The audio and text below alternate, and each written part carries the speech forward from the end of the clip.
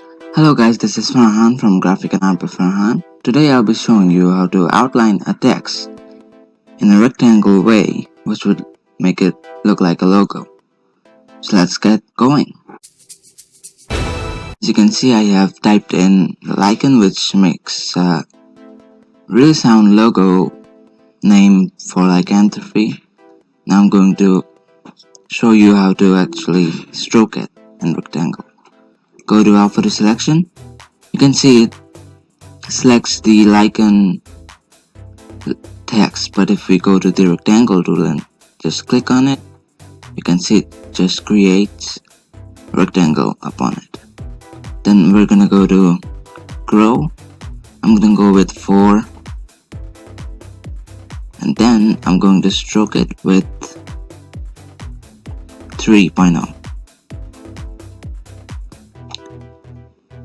And you can see this is how we do it, and this makes it a really good logo. So that will be all for today's tutorial, and I'll see you next Friday.